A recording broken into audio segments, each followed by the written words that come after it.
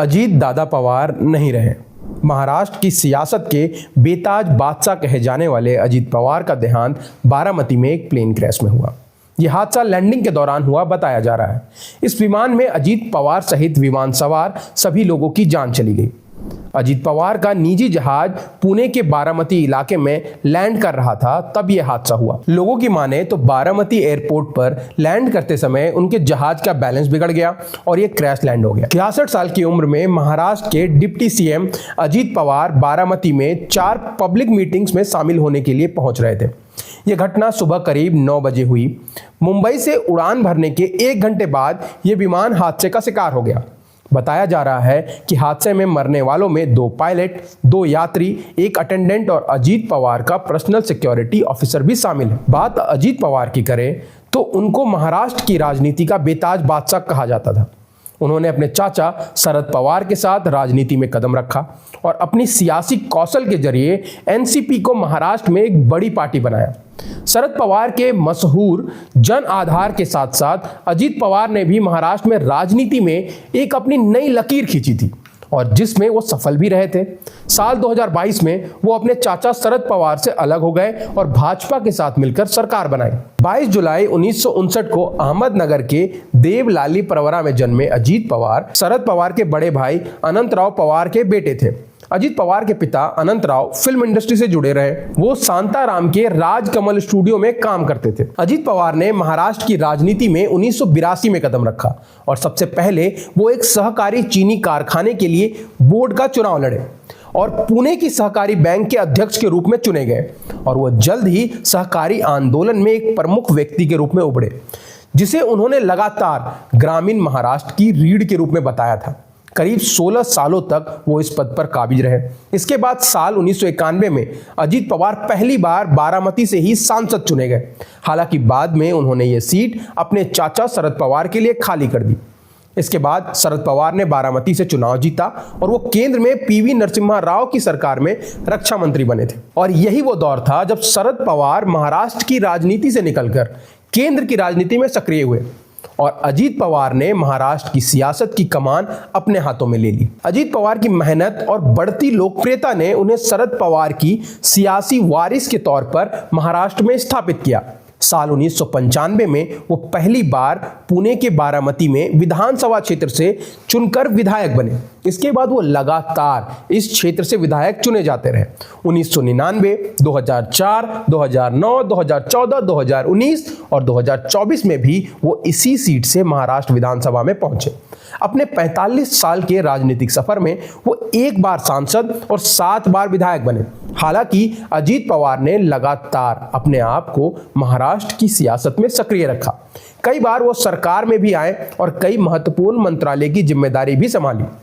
अजीत पवार ने राज्य सरकार में कृषि, ऊर्जा, योजना राज्य मंत्री के रूप में काम किया। इसके बाद सुधाकर नाइक की सरकार में उन्हें एग्रीकल्चर और एनर्जी स्टेट मिनिस्टर के रूप में काम किया। पर जब शरद पवार 1992 और 93 में महाराष्ट्र के मुख्यमंत्री बने तो अजीत पवार को राज्य मंत्री की जगह कैबिनेट मंत्री का दर्जा मिला। साल 1999 में जब कांग्रेस और एनसीपी गठबंधन की सरकार महाराष्ट्र में सत्ता पर काबिज हुई तो विलासराव देशमुख की सरकार में भी उन्हें सिंचाई मंत्री का कार्यभार सौंपा गया।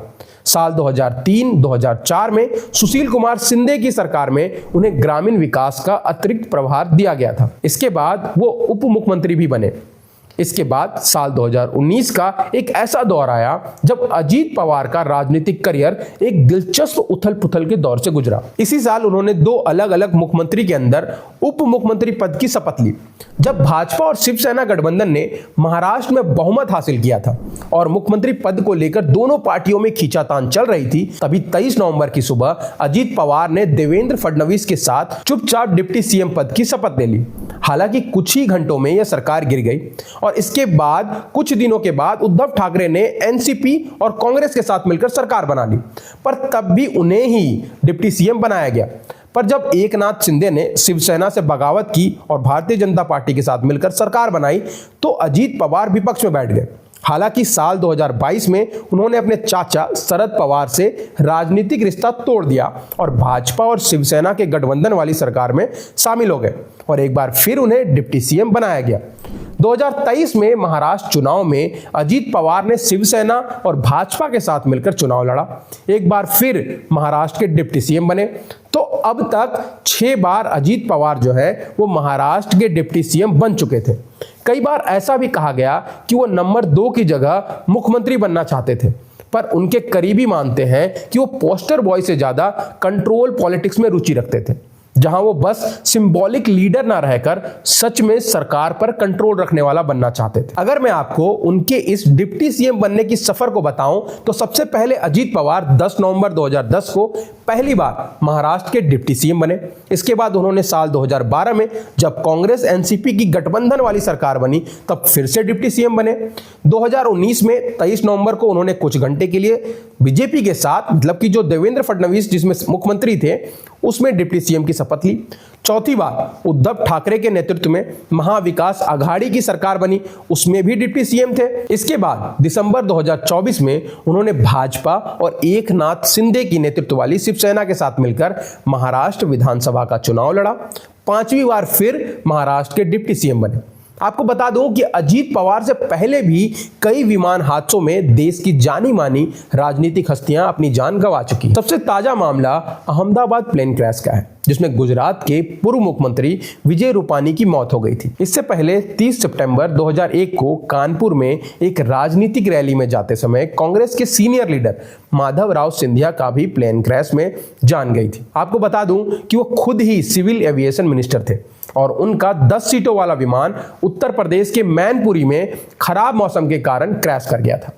3 मार्च 2002 को एक चॉपर क्रैश में लोकसभा स्पीकर और तेलुगु देशम पार्टी के नेता जीएमसी बालयोगी को ले जा रहा एक प्राइवेट हेलीकॉप्टर आंध्र प्रदेश के कृष्णा जिले में तालाब में गिर गया। 23 जून 1980 को कांग्रेस के सीनियर लीडर और तभी की प्राइम मिनिस्टर इंदिरा गांधी के बेटे संजय गांधी की भी सफदरगंज एयरपोर्ट के पास एक दिल्ली फ्लाइंग क्लब के एक विमान में उड़ान भरने के दौरान मौत हो गई थी। बताया जा रहा था कि वो विमान संजय गांधी खुद उड़ा रहे थे और उनका कंट्रोल खो गया, जिससे उनका प्लान क्रैश कर गया। 2 सितंबर 2009 को आंध्र प्रदेश की तभी की मुख्यमंत्री वाईएस राजशेखर रेड्डी का हेलीकॉप्टर नालमल्ला जंगल में क्रैश कर गया था, जिसमें उनका भी देहांत हो गया था। और ऐसी ही घटना महाराष्ट्र में भी देखने को मिली है, जहां उनके डिप्टी सीएम अजीत पवार की जान चली गई। अंत में अजीत पवार के बारे में बस इतनी सी बात है कि महाराष्ट्र की राजनीति में अगर किसी एक नाम ने सबसे ज्यादा हलचल पैदा की, सबसे ज्यादा चौंकाया या सबसे ज्यादा असर छोड़ा, तो वो नाम था अजीत पवार। बारामती में राजनीतिक सफर शुरू हुआ और अंत भी वहीं पे हुआ। पर उनका सफर सिर्फ चुनाव जीतने की कहानी नहीं था, बल्कि सत्ता को समझने, उसे साधने और जरूरत पड़ने पर उसे चुनौती देने की कहानी भी था।